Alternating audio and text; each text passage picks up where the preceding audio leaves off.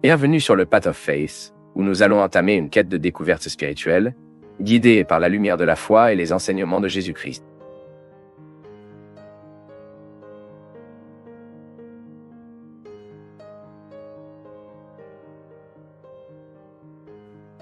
Il y a des gens qui commencent bien, mais ils se terminent très mal.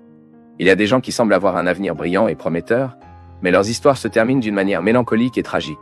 Imaginez quelqu'un à qui Dieu a donné beaucoup à vos mains. Beaucoup. Pour être plus précis, quelqu'un qui a été élevé par le Seigneur en tant que prince sur son peuple élu. Un homme que Dieu a déchiré le royaume de la maison de David et l'a tendu. Et puis, après tout cela, cet homme a réussi à être pire que tous ceux qui étaient devant lui. Quelqu'un qui était si méprisable au point que sa progéniture soit comparée par Dieu à un groupe de fumier. L'homme dont nous parlons est Jéroboam, le premier roi des tribus nord d'Israël. Jéroboam j'ai commencé son voyage en tant que jeune homme talentueux, choisi pour un excellent travail. Son histoire aurait pu être marquée par la gloire et la bénédiction du Seigneur, mais il est devenu un récit de tragédie et d'avertissement, afin qu'il puisse être vu dans la Bible comme un exemple de la façon dont la désobéissance et l'idolâtrie peuvent détruire non seulement la vie d'un individu, mais également affecter une nation entière. On sent, pour de nombreux lecteurs de la Bible, le nom de Jéroboam à moi est synonyme d'apostasie et de jugement divin. Cependant, avant de tirer ces conclusions, nous devons comprendre la trajectoire complète de Jéroboam, de sa performance sous le règne du roi Salomon, passant par son ascension vers le trône du royaume du Nord, à ses péchés, et à la ruine complète de sa dynastie, en raison de le jugement de Dieu. Et c'est exactement ce dont nous parlerons dans cette vidéo. Jéroboam était un Éphraimite d'origine humble, fils de Nather et Ézerouéa. La tribu d'Éphraïm a été l'une des plus influentes parmi les tribus du Nord, et de Jéroboam s'est développé dans un environnement de travail acharné et un dévouement. La Bible ne mentionne pas grand-chose à propos de sa famille, en plus du fait que sa mère était veuve, suggérant que Jéroboam a peut-être rencontré des difficultés très tôt. Déjà adulte, Jéroboam s'est démarqué pour sa diligence, sa compétence et direction. Le roi Salomon a reconnu ses qualités et l'a désigné comme le superviseur des travailleurs de la maison de Joseph, c'est-à-dire le chef du groupe de travail des tribus Éphraïm et Manassé. Un jour, alors que Jéroboam était sorti de Jérusalem, le prophète Ahias la Silonite l'a rencontré. Il y avait un nouveau manteau et quand il a rencontré Jéroboam, il a déchiré le manteau en 12 pièces, en remettant 10 d'entre elles à Jéroboam. Cette action symbolique représentait la division imminente du royaume d'Israël. En ce sens, la prophétie d'Ahias était claire. Dieu avait décidé de diviser le royaume d'Israël à cause des péchés de Salomon, qui s'était dévié à l'idolâtrie, influencé par ses nombreuses épouses étrangères. Mais le message de Dieu à travers l'Ahias comprenait une promesse importante et conditionnelle. Dieu a promis que si Jéroboam obéirait à ses commandements et suivrait ses voies, comme David l'avait fait, il établirait une dynastie durable pour Jéroboam. En d'autres termes, Dieu a promis de Jéroboam une dynastie ferme en Israël, tout comme il avait promis à David. C'était une promesse de grandeur et de stabilité, mais elle était conditionnée à l'obéissance et à la fidélité à Dieu. La nouvelle de la prophétie d'Ahias et l'influence croissante de Jéroboam ont atteint les oreilles de Salomon. Craignant une révolte et la perte d'une partie de son royaume, Salomon a cherché à tuer Jéroboam. Et pour échapper à la colère du roi, Jéroboam s'est enfui en Égypte, où il a trouvé refuge avec Pharaon. Cette évasion en Égypte a marqué une période d'exil et de préparation, où apparemment Jéroboam a gardé le bon moment pour revenir et revendiquer la promesse de Dieu. Puis, après la mort de Salomon, son fils Robin accède au trône d'Israël. Cependant, Roboam a fait face à un défi immédiat. Les tribus du Nord n'étaient pas satisfaites des lourdes charges imposées par Salomon au cours de leurs dernières années. Pour ceux qui ne le savent pas, le roi Salomon a même utilisé le travail forcé des Israélites eux-mêmes pour construire son royaume majestueux. Cela a provoqué une insatisfaction croissante parmi les gens. Jéroboam est ensuite revenu d'Égypte et a rejoint les dirigeants des tribus du Nord à la recherche d'une réduction de la charge de travail et des taxes, faisant appel à Roboam pour secours. Roboam a demandé à 3 jours de considérer la question et a demandé le conseil des anciens qui avaient servi son père, Salomon. Les anciens ont conseillé à Robano d'être un serviteur du peuple, soulageant leurs charges pour gagner leur loyauté. Cependant, Roban a ignoré ce sage conseiller et a choisi de suivre les conseils des jeunes qui ont grandi avec lui, décidant d'augmenter davantage les balles du peuple. De toute évidence, la réponse de Roboam a été reçue avec indignation. Les tribus du Nord ont rejeté leur leadership. proclamant qu'il n'avait aucun héritage dans la lignée de David. Et avec cela, les 10 tribus du nord ont éclaté avec la dynastie davidique, ne laissant Robin que les tribus de Juda et Benjamin. C'est dans ce contexte que Jéroboam a été couronné roi sur le royaume du nord d'Israël. Après établissant son royaume sur les 10 tribus du nord, Jéroboam a concentré les efforts sur la fortification de plusieurs villes stratégiques. Cette mesure visait à protéger son royaume contre les invasions possibles et à consolider son domaine territorial.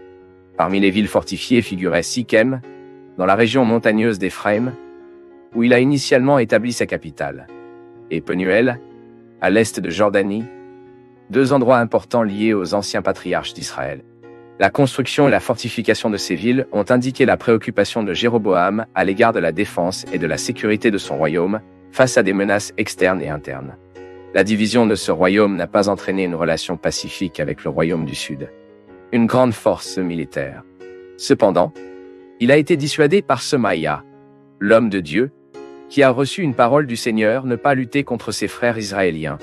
Néanmoins, des conflits mineurs ont continué de se produire sous les règnes de Jéroboam et de Roboam. Mais après la mort de Roboam, son fils Abias a grimpé le trône de Juda. Selon le rapport du 2e livre des Chroniques du chapitre 13, Abias a affronté Jéroboam dans une grande bataille. Le texte biblique dit qu'à cette époque, Abias a rejoint une armée de 400 000 hommes, tandis que l'armée de Jéroboam a atteint 2 fois ce nombre. Abias, faisant confiance à la promesse de Dieu à la maison de David, a déclaré que le Seigneur était du côté de Juda. Mais avant cela, Jéroboam aurait peut-être encore dû faire face à la menace égyptienne à son territoire. C'est parce que pendant le règne de Jéroboam, Sisac, pharaon d'Égypte, il a envahi le royaume de Juda dans la 5e année de Robion. Sisac a pillé Jérusalem et a pris les trésors du temple et du palais royal. Bien que le récit biblique ne mentionne pas directement une invasion de Sisac au royaume d'Israël sous Jéroboam, l'Égypte a probablement influencé et affecté les 2 royaumes. Même d'autres sources historiques soulignent les villes israéliennes parmi les lieux conquis par les Égyptiens. Déjà dans les dernières années de son règne, Jéroboam a continué à gouverner en mettant l'accent sur le maintien du pouvoir et de la stabilité de son royaume. Mais son leadership était constamment marqué par l'idolâtrie et la désobéissance à Dieu. Son règne a été une période de déclin spirituel et moral pour Israël. Jéroboam a régné pendant 22 ans, mais son héritage a été taché par les péchés qu'il a commis et l'idolâtrie qu'il a installée. En fait, pour comprendre la fin tragique de Jéroboam, nous devons considérer la façon dont l'idolâtrie s'est développée sous son gouvernement. King Jéroboam, craignant que le pèlerinage continu du peuple à Jérusalem d'adorer dans le temple affaiblit leur règne, a pris des mesures drastiques pour consolider leur pouvoir. Il a commandé 2 veaux dorés, disant aux gens que c'était beaucoup de travail pour que les Israélites se lèvent au temple de Jérusalem, et ces veaux étaient les dieux qui ont sorti Israël d'Égypte. Cette référence à l'Exode, où Aaron a fait un mollet doré pendant que Moïse était sur le mont Sinaï, n'était pas seulement une erreur stratégique, mais une violation directe des 1er et 2e commandements qui interdisent l'adoration des autres dieux et la création d'images sculptées. Certains érudits de l'Ancien Testament soutiennent que Jéroboam a tenté d'implanter en Israël le culte mésopotamien au mollet des jours pré-abramiques, tout comme Aaron l'avait fait dans le désert. Puis Jéroboam a perverti le culte du Seigneur et a établi 2 principaux centres de culte à Béthel et Dan, stratégiquement situés dans le sud et au nord de son royaume, respectivement. Beth avait une histoire spirituelle importante étant le lieu où Jacob avait sa vision des escaliers vers le ciel. Et Dan était l'une des villes les plus au nord d'Israël. Ce faisant, Jéroboam a détourné l'objectif du culte de Jérusalem, le centre spirituel désigné par Dieu. Le roi Jéroboam a non seulement créé des idoles et des centres de culte, mais a également violé les ordres de Dieu sur la prêtrise. Il a nommé les prêtres parmi tous les gens, et pas seulement les Lévites, la tribu désignée par Dieu pour servir dans la sacerdoce. Par conséquent, cette action a ignoré l'ordonnance divine et a établi un sacerdoce illégitime, compromettant la pureté et la sainteté de l'adoration de Dieu. De plus, Jéroboam a institué une fête au 8e mois, le 15e jour, imitant le festival tabernacle qui a été observé au 7e mois. Ce changement dans la date n'a pas été autorisé par Dieu et a représenté un autre effort de Jéroboam pour créer un système religieux parallèle, en maintenant le contrôle des gens et en les éloignant du vrai culte prescrit par le Seigneur. La décision de Jéroboam d'établir ces faux cultes a été délibérée et bien planifiée. Il a estimé qu'en fournissant des lieux de culte plus pratiques, il garantirait la loyauté de son peuple. Cependant, ce plan stratégique a ignoré la centralité de Jérusalem en tant que Dieu choisi pour son temple et l'importance de suivre les instructions divines sur le culte. Mais il est important de savoir que Jéroboam a eu l'occasion de se convertir de sa mauvaise façon. Dieu, dans sa miséricorde et sa justice, a envoyé un prophète de Juda pour affronter Jéroboam et dénoncer ses péchés. Cet homme de Dieu, dont le nom n'est pas mentionné dans les Écritures, a été chargé d'aller à Béthel, où Jéroboam offrait des sacrifices sur l'autel qu'il avait construit lui-même. À son arrivée à Béthel, le prophète de Juda a pleuré contre l'autel par ordre du Seigneur. Il a annoncé qu'un descendant de David, nommé Josia, serait né et profanait que l'autel brûlant des os humains sur lui. En signe que son message était vrai, le prophète a déclaré que l'autel se fissurait et que les cendres se déversaient. Lorsque Jéroboam a entendu la prophétie, il a tendu le cou contre le prophète et lui a ordonné d'être arrêté. Cependant, la main du roi se séchait et il ne pouvait pas la récupérer. En même temps, l'autel se fissure et les cendres se déversèrent selon la parole du Seigneur prononcée par le prophète. Effrayé et humilié, Jéroboam a demandé au prophète de prier le Seigneur de restaurer sa main. L'homme de Dieu a alors prié et la main du roi a été restaurée.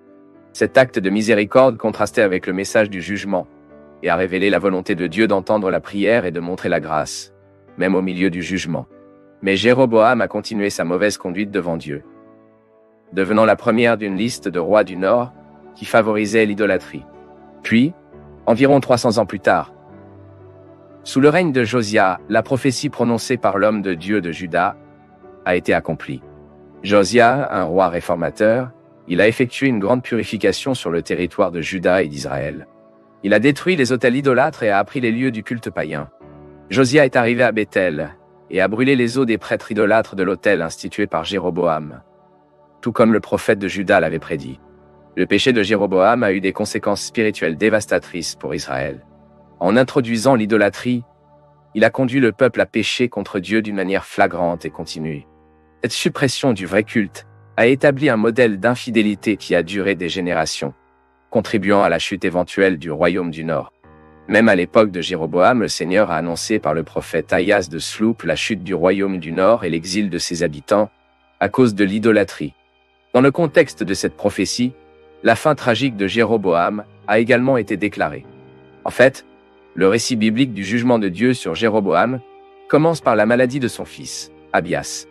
Inquiet de la santé du garçon, Jéroboam a envoyé sa femme déguisée pour consulter le prophète Ahias dans Silo. La femme de Jéroboam est arrivée à la maison d'Ahias, mais le prophète, bien qu'aveugle en raison de l'âge, a été averti par Dieu de son arrivée et de la nature de sa mission. Le message qu'Ahias avait pour elle était de jugement et de condamnation pour Jéroboam et sa famille. En d'autres termes, le prophète n'a pas été trompé par le déguisement du roi et a annoncé le jugement de Dieu sur la maison de Jéroboam. Selon le texte biblique, l'Ahias a livré un message dur et clair. En raison des péchés de Jéroboam, et parce qu'il a conduit Israël au péché, Dieu apporterait un malheur sur sa famille. Le prophète a annoncé que tous les hommes de sa maison seraient exterminés et que ses descendants seraient balayés comme du fumier jusqu'à il n'y a rien à suivre. La prophétie comprenait toujours un signal immédiat. Dès que la femme de Jéroboam est rentrée chez elle et est entrée dans la ville, son fils Abias mourait. Et comme annoncé par le prophète, cela s'est produit, et tout Israël pleure pour le garçon. Abias était le seul à la chambre de Jéroboam à recevoir un enterrement décent, car en lui a été trouvé quelque chose de bien au Seigneur. Les autres membres de la famille de Jéroboam auraient leur corps dévoré par des chiens de la ville ou des oiseaux de la campagne, un signe d'humiliation et de honte extrême. En fait, la destruction totale de la maison de Jéroboam a été réalisée plus tard, lorsque Baasa, de la tribu d'Isaacar, a conspiré contre Nadab, le fils de Jéroboam, et l'a tué. Nadbé avait été le fils qui avait succédé à Jéroboam sur le trône d'Israël, mais son règne n'a duré que 2 ans. Maras a exterminé toute la maison de Jéroboam, accomplissant ainsi la parole du Seigneur prononcée par Ahias. Cet événement a marqué la fin de la dynastie Jéroboam, le roi qui est devenu connu dans l'histoire biblique comme celui qui a fait le péché à Israël. Le texte biblique ne décrit pas spécifiquement comment la mort de Jéroboam s'est produite, mais il est supposé que cela s'est produit peu de temps après la mort de son fils Abias. Une autre curiosité est que, dans le texte hébreu de l'Ancien Testament, le nom de la femme de Jéroboam n'est pas cité, mais dans une version de la Septante, la traduction grecque de la Bible hébraïque, elle est identifiée comme Anu, une femme égyptienne d'Égyptienne. L'histoire de Jéroboam nous appelle à une sérieuse réflexion sur la façon dont les décisions que nous prenons, en particulier celles impliquant notre fidélité à Dieu, façonnent notre histoire et ont un impact sur ceux qui nous entourent. Nous vivons à une époque où l'intégrité et la fidélité sont constamment contestées par des pressions externes et internes. Ainsi, Alors que nous étudions la vie de Jéroboam, nous devons nous demander, cherchons-nous le chemin de Dieu ou dirigeons-nous par nos propres désirs et craintes? L'histoire de Jéroboam et le jugement prononcé contre lui, ils mettent l'accent sur la justice de Dieu. Bien que Dieu soit miséricordieux et à long terme, le jugement sur Jéroboam est une démonstration de la sainteté de Dieu et de son intolérance au péché. Jéroboam, en tant que chef d'Israël, avait la responsabilité de guider le peuple dans le véritable culte de Dieu. En instituant l'idolâtrie, il a non seulement péché personnellement, mais a conduit toute la nation à pécher. Ce fait nous rappelle que les chefs spirituels ont une énorme influence et lorsqu'ils sont corrompus, peuvent causer de grands dommages spirituels. Ensuite, en quelque sorte, l'histoire de Jéroboam est également un avertissement à tous les dirigeants de l'importance de rester fidèles à Dieu et à leurs commandements, car ils seront chargés plus rigoureusement. Mais même au milieu du jugement, il y a un aperçu de la grâce de Dieu dans l'histoire de la maison de Jéroboam. Abias, le fils de Jéroboam, a été distingué car en lui a été trouvé quelque chose de bien pour le Seigneur. Cela nous rappelle que Dieu est capable de discerner et de récompenser la bonté, même dans les contextes de grande iniquité. La miséricorde de Dieu est un thème constant de la Bible, offrant de l'espoir de rédemption même dans les circonstances les plus sombres. Ensuite, le jugement de Dieu sur Jéroboam et la ruine subséquente de sa maison sont des rappels de la sainteté et de la justice divine. Par conséquent, l'histoire de Jéroboam nous enseigne la gravité du péché, la responsabilité du leadership spirituel et l'importance d'une vie de fidélité et d'obéissance au Seigneur. Maintenant, écrivez dans les commentaires si vous connaissiez déjà l'histoire de Jéroboam. Et si vous voulez grandir encore plus dans la connaissance de la parole de Dieu, maintenant, les informations sont dans la description de la vidéo et le premier commentaire fixé.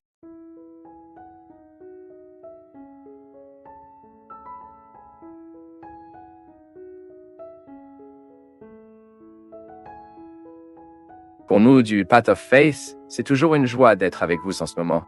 Partagez vos perceptions sur le sujet d'aujourd'hui dans les commentaires, montrez votre soutien en aimant la vidéo et aidez à la partager en l'envoyant à vos amis. Abonnez-vous à la chaîne pour rester connecté avec nous et recevoir nos nouvelles vidéos.